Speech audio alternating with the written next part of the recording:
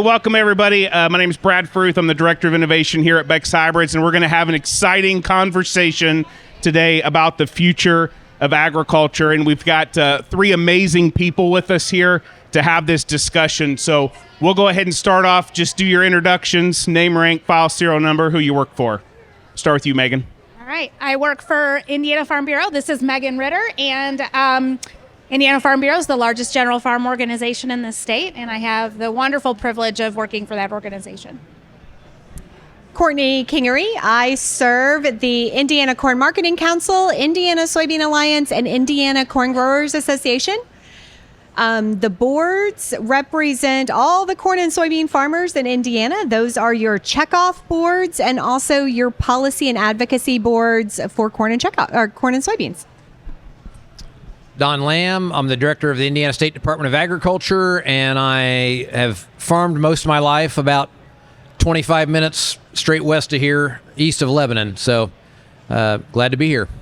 Awesome. Well, thank you, guys. Well, let's start off with some news recently here when we look at some things going on, especially here within the state of Indiana. Big announcement a couple weeks ago that the Department of Agriculture is looking at relocating an innovation hub here in Indianapolis. Wanted to kind of get your guys' thoughts on what you think about that announcement and the possibilities for Indiana. Don, we'll start with you. How's that? We're excited about that. I think you could debate, if you want to, you can debate whether that's a good idea or not, as far as that goes. From a federal decision-making process, they've decided that they want to do that. And I think for us in Indiana, it was once that decision was made, then we might as well be one of the locations. So, the idea behind that is to reduce cost and to put the people closer to their constituents, closer to the people they're serving. And, so we think we can get real excited about that being here in Indiana. So, I think we got a little more aggressive probably than some other states at putting together a plan and really pitching Indiana. And I think that paid off. And, but we also don't know anything about what that really is going to look like. We still don't know if that's 10 people or 100 people, and we don't know exactly which part of the 8 different divisions that the USDA would have. So there's a lot of unknowns about what it might look like in the end. But if it's going to be somewhere away from Washington, D.C., it might as well be in Indiana. I'm going to build on what Don said. What really, I think, speaks to, this is an example of how in Indiana Ag we punch above our weight, right? We came together as an ag community. We talked about what this might look like. I think Don said it. We were aggressive about it. Indiana was one of the first states, or maybe the first state, to go in to talk to USDA about this, how we wanted to have one of these hubs as soon as we heard it. The ag community came together. We're continuing to come together, both on the commodity group side and also from a congressional side, the governor's office, ISDA, Farm Bureau, ACI, corn, beans, pork, all coming together to say, we want this in Indiana. And this is just an example of how in Indiana we punch above our weight. We're not Iowa, but we got one of those here in our state, and that says a lot about us. Awesome. So to kind of stick along with the topic of, kind of things in the news right now, obviously there's a lot of discussion about this MAHA movement. And, there's been some moves that the governor has made here within the state of Indiana. A recent report that kind of came out, and so we'd just be curious on your guys' thoughts around the MAHA movement and how you see maybe some changes that might be occurring in agriculture, either positive or negative, with that.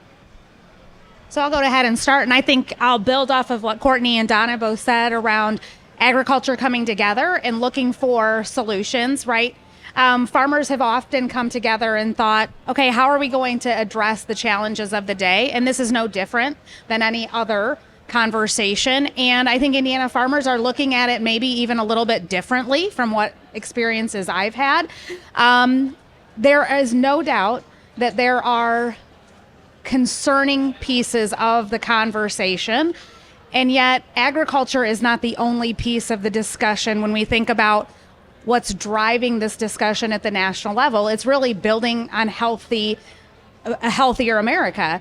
And farmers want to be part of that conversation, and Indiana farmers want to be part of that discussion. And so when we look at this discussion, how do we, it's actually building on even the USDA conversation, how do we talk about reducing regulatory red tape that reduces innovation, right? Keeps and puts barriers in place that keeps farmers from growing the crops that they want to grow or giving them more choices of what they can grow.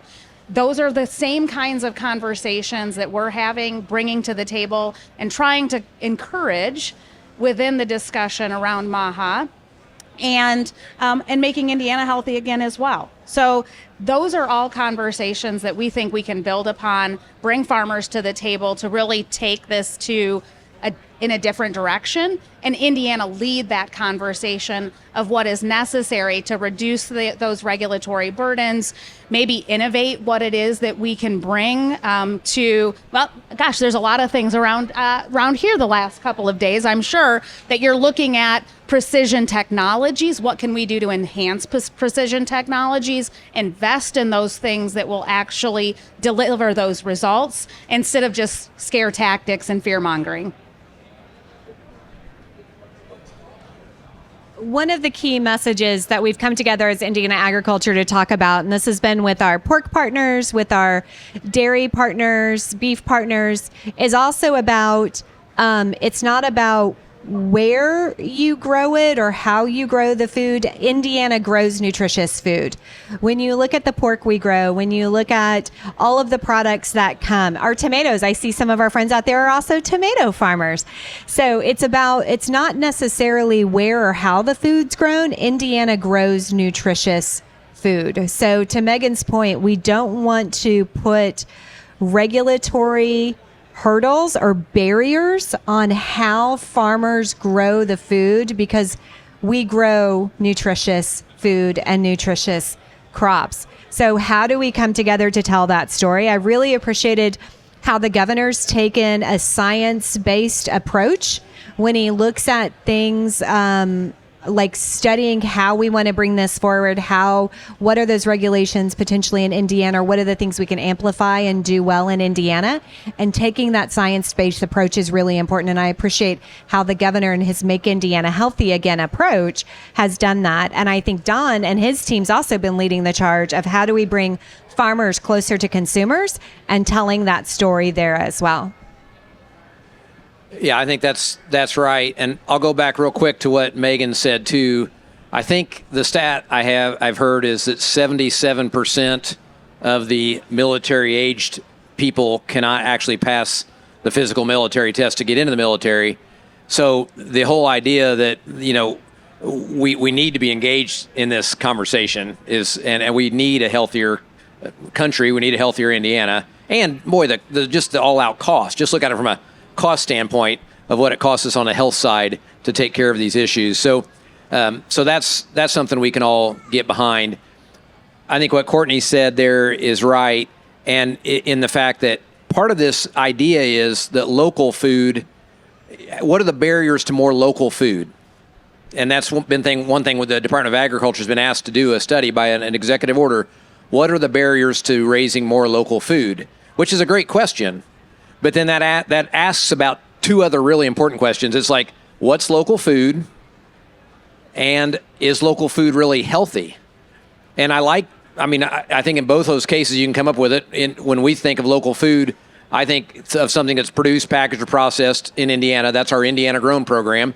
But I also put my farm as a corn and soybean farm in that category too. And my corn gets processed at Ingredion or in Indianapolis and made into cornstarch. Well, it's a commodity crop, but it's a local food crop too. And so you've got that whole side of it. And then the fact that we just got an amazing food system that can bring us fresh fruits and vegetables from Arizona in however many hours it takes to get here in a refrigerated truck. And it doesn't mean it's necessarily less healthy than what we could grow here. Plus, we've got this thing called winter here where we can't be growing those crops anyway. And I love building on, you think about Red Gold being here and the products that they do. I'd love to see, us be able to scale more table-ready tomatoes, that people are going to eat from Indiana. But when you think about scaling that, what you really have to do that, it's going to take it's going to take some time to be able to do that. So anyway, there's just so many. It's a great question, and then it leads to a lot of other questions. And the bottom line to it is we might as well be on the cutting edge, leading edge, right involved in these conversations as we move forward. And I'll use an example, Brad. One of the conversations that we've been having as an organization for, I don't know, about 30 years. I haven't worked for Farm Bureau for quite 30 years, but close. It's closer every day. Is the conversation about labor reform, right? So let's drill down and be really specific. That is absolutely a barrier for Indiana growers, but really farmers across this country to thinking about what crops they grow and how we grow them more affordably, more efficiently, and serve the needs of the consumer. We are importing more fruits and vegetables into this country every single year. Why? Right? Let's have that conversation about why. But this is a conversation that we can really lean into and say, we've been attempting to reform some of the labor regulations for a long time. If you want to talk about growing more local fruits and vegetables and making those commodities more available to the American consumer, now is the time to have that conversation. And we have real solutions that we can offer that create more opportunities for farmers to grow more fruits, vegetables, and nuts. Those are opportunities that we definitely should be leaning into. Yeah, so it's interesting, Don. I think some farmers hear, like, we need more local food, and I often hear the tagline, we're feeding America.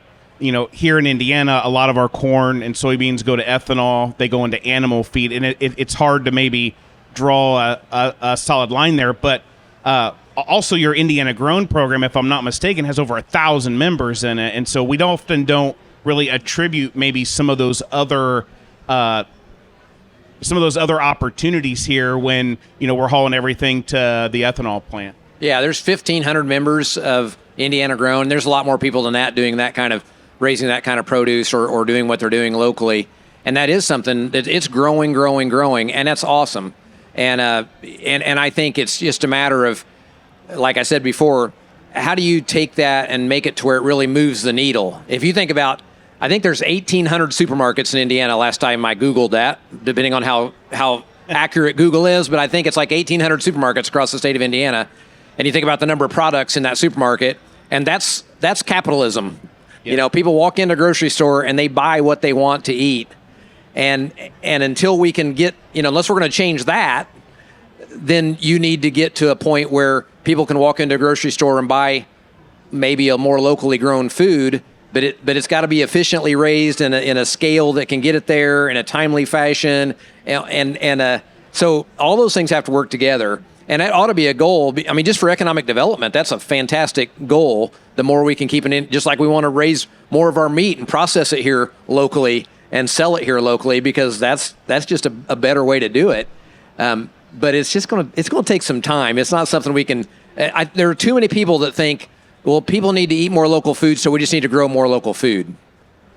They just don't understand it. It's not that they just don't get it. They don't understand agriculture, and we have to educate how that happens. Yeah, so they'll say that, and then they wonder why they can't get a strawberry in February. Well, and I would add on to that, those 1,800 grocery stores, I'm going to say that's a fact now. Yeah.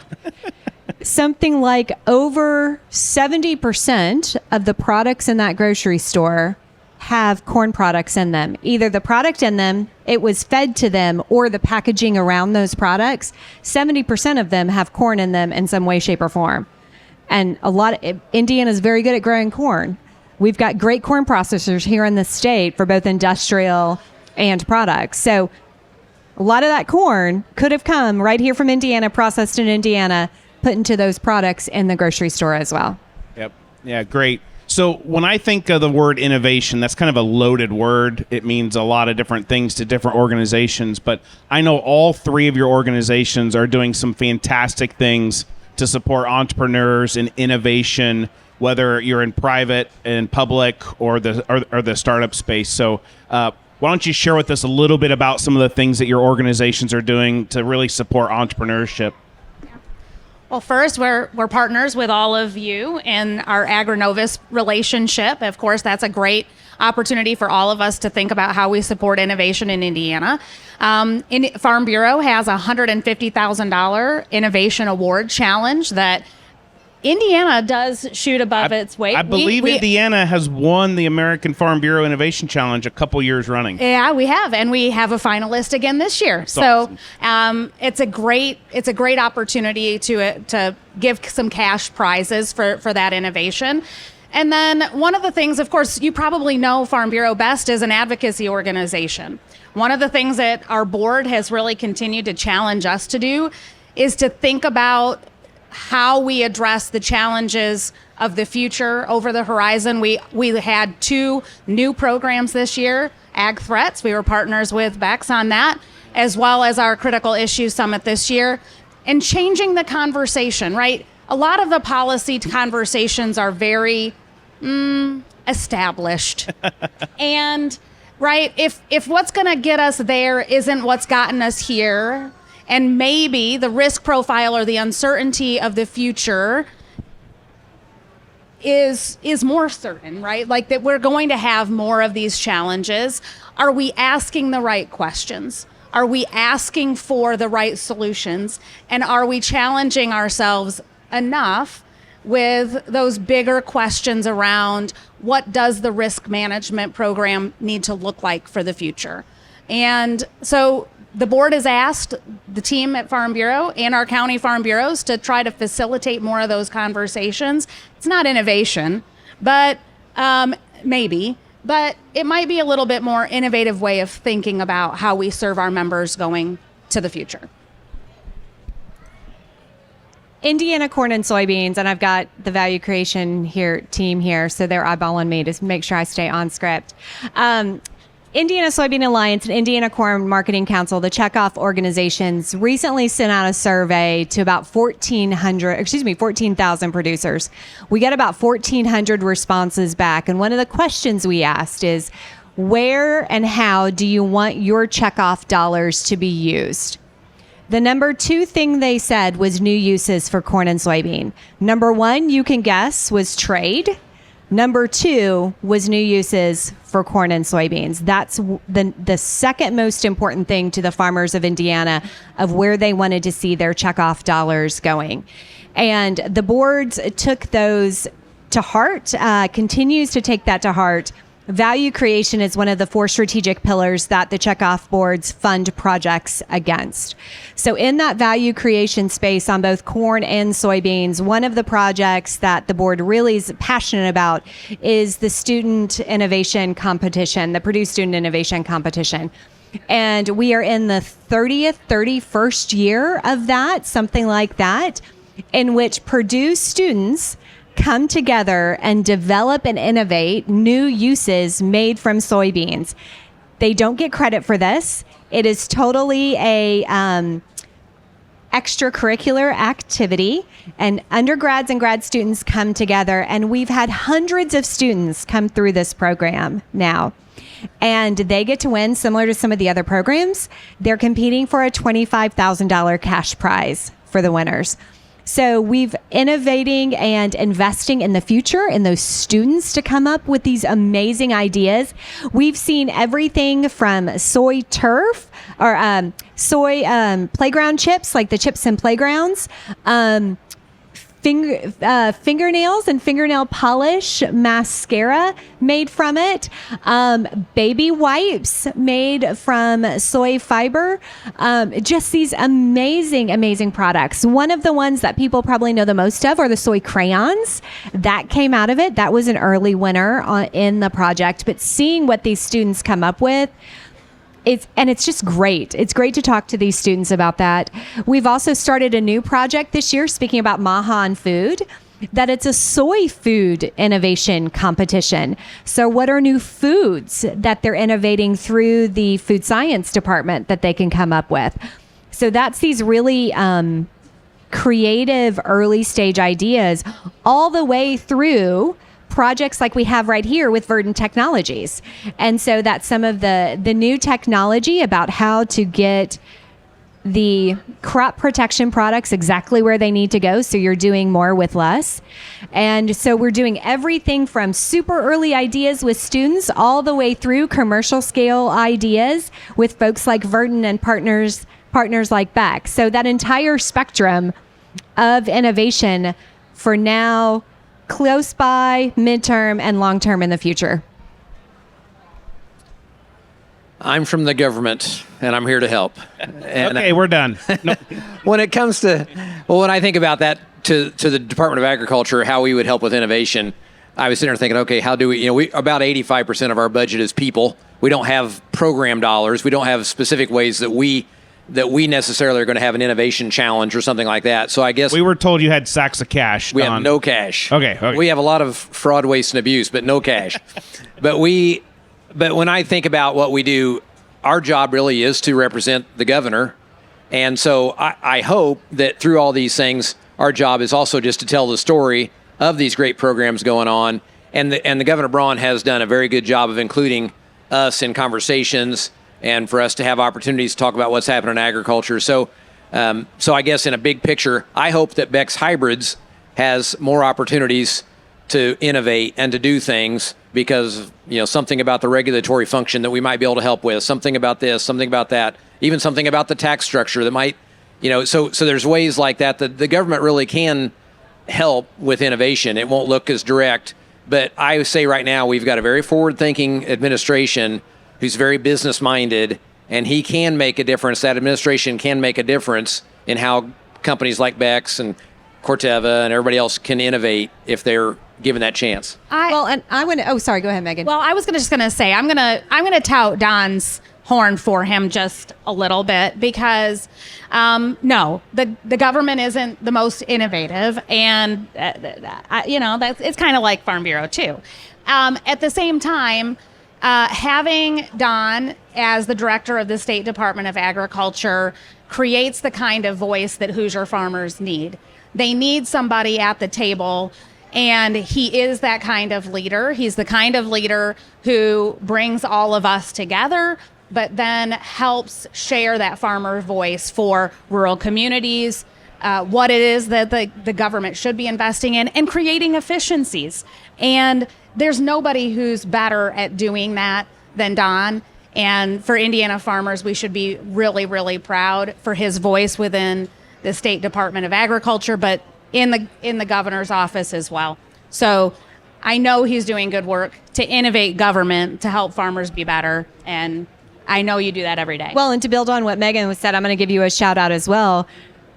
One of the things that we do is we get together 4 times a year as ag execs and talk about issues and priorities and areas that we're working on. And this morning we spent a long time talking about the ag portal. And that's something that the governor has championed, Don has championed, has put people behind it to say, how can we create those efficiencies? How can we innovatively think about how we interact with farmers and work with farmers, and willing to have those conversations? So we don't know what it's going to look like yet. We don't know what that end is going to look like, but just having those conversations and going through the process and bringing us all around the table, I'm really excited to see where that ends up. Yeah, and I will also echo your comments, Megan. I think we're very blessed to have a producer in the role as the director of the Department of Agriculture. So anyway, so as we wrap up here in just a little bit before they give us the hook here, there's a lot of conversation right now about, commodity prices are not high. There's a lot that you can look at and say times are not good. So what are the things that you're seeing? What are the bright spots, and what are you excited about as we roll into the end of the 25, looking at the 26 crop? What are we excited about? I'm excited that Brad was telling me just before we came on stage. I'm excited that sometimes the best solutions come from the moments when we have to buckle down and really figure out what is the most important. And when agriculture is faced with challenges, I have seen this time and time in my career. They come to the table, they have those tough conversations, and they're willing to think about what really is going to help create solutions. I'm excited about the kinds of opportunities that come from challenging times and really thinking about what's most important and what do we do to invest and to think differently about how we connect with the consumer, how we deliver what the consumer needs, and how we really build on the successes of the past for the future generations. I think farmers do that better than anybody else, and I'm excited about what that opportunity really looks like. When times are difficult and the markets are difficult, that's when, to Megan's point, farmers come together. And that's when checkoff organizations are needed the most. Because the checkoff organizations are the ones that are out there on the front lines working to create demand and working along with partners like Beck's and others to how can we bring solutions forward to increase your profitability and decrease your risk. And let me give you 2 examples. On my phone was blowing up earlier today because there is a trade team and a group of farmers right now meeting with buyers, soybean buyers from China right now in Washington, D.C. So you've got checkoff board members, checkoff representatives, checkoff staff out there meeting with buyers right now from China. China is the largest buyer of soybeans, I think most of us know that, in the world. And they're out there right now on your behalf representing Indiana soybean farmers in a one-on-one conversation with buyers from China. The second one on the input side and on the production side, TarSpot. TarSpot's been hitting us as a state. It continues to hit us. It's in all 92 counties. Checkoff has partnered with Purdue researchers to say, what is it about TarSpot? What is modes of action first to treat it? And then are there traits, are there characteristics within the corn itself that makes it less susceptible? So first is you got to treat it. But then longer term, how do we breed, develop traits, products that are more resistant to it? When you think about that work, those are farmers coming together to do that. And the cost on the corn side, the kind of everyone's buy-in, it's about $1 an acre. And that's all it is. So it's about $1 an acre for farmers. And then it collectively comes together, and that's the kind of work that gets done that no one farmer can really do on their own. So when you ask the question about, well, it's tough times, it's buckling down and continuing to do that work to, on your farm, make you better, stronger, give you tools on your farm to be able to do things more effectively and efficiently. And then on the demand side, with those markets, with those opportunities, you mentioned ethanol earlier. Great stats about ethanol. National blend rate for ethanol in the fuel. We all know ethanol's in the fuel every time we go grab the pump. National blend rate for ethanol is 10.2%. Indiana, we're 10.6%. We lead the nation in how much ethanol we use here within the state, because the checkoffs promote ethanol to consumers. So when consumers go to the pump, they're buying more E15, they're buying more E85 compared to the nation. We lead it right here. The checkoffs are the ones who are advertising to the consumers about ethanol. No one farmer can do that on their own. So we keep doing what we keep doing. When I think about the tough times that we're in, for me, I'm a corn and soybean guy. That's what I've done my whole life. So you always think about what's in your backyard, and you always think, I think about corn and soybeans. And the truth and the reality of that is, when we planted this crop, we knew something had to change before we sell this crop, or we're not going to make money. And that's a pretty daunting thing when you're planting, you're putting that much money in the ground, knowing that in the current environment we can't make money at this. And so that's the kind of the reality that a lot of corn and soybean people have been dealing with. And so far we haven't seen that big change. We keep waiting for something to change. One thing I can say is I'm getting old enough now that I've seen some. I graduated high school in '85, so everybody talks about the '80s. I didn't really feel the '80s, except I was mad at my dad for not buying any new tractors or anything. And so there's these cycles. But the one thing I've learned is that something will change. It just will. I don't know what it is. Senator Leising texted me today, and she'd read an article about how tough things are. And she was like, what do you think about this? I said, it's true. This is really kind of scary times, kind of hard times. But we have somebody like Senator Leising who's thinking about it. And but the other thing I would say is, as I look around Indiana, from being a corn and soybean farmer, but then I've been able to get in this role where I get to see all of agriculture across the state of Indiana. There's a lot of agriculture doing really well in Indiana too. And this is great for the livestock industry from a feed perspective. And there's been times when we've had pretty high corn and soybean prices where they were suffering in that role. So we all work together through these cycles, and that's probably one of the best things to remember is that we're all, Indiana agriculture is really pretty balanced, and so Indiana agriculture is doing okay across the. We're not doing that bad financially. So that's one thing to remember. And then when I think about one other positive thing would be, I'll kind of go back to where we started. When you think about raising something besides corn and soybeans, and the idea that we would like to produce something more that would have a higher value, now's the time, maybe next spring somebody out here ought to try that, because the thing I get excited about specialty crops is it really won't have much of an effect on our commodity crop farmers. I mean, we're not going to raise thousands of acres of a specialty crop on our farm. But man, some crops, if you could raise 100 acres of something, it might have more income potential than 1,000 acres of corn and soybeans just from the sheer potential of that crop.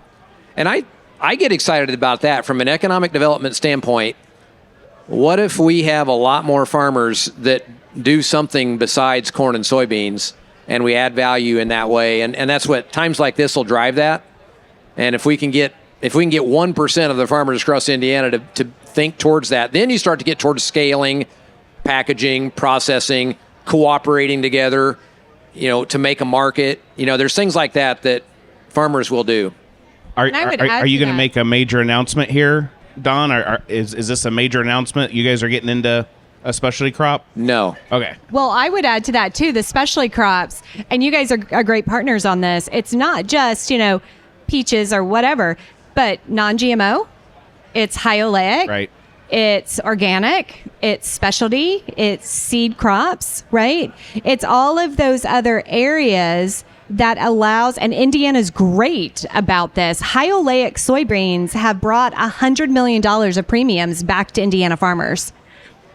So there are these pieces of specialty, organic. Sure. You guys do. I mean, you guys have a lot of those lines in your deck, and all of those bring value back to Indiana farmers. Yep. Awesome. Okay, guys, give a big round of applause for these folks. They're going to stick around to sign autographs. So thank you very much for joining us this afternoon.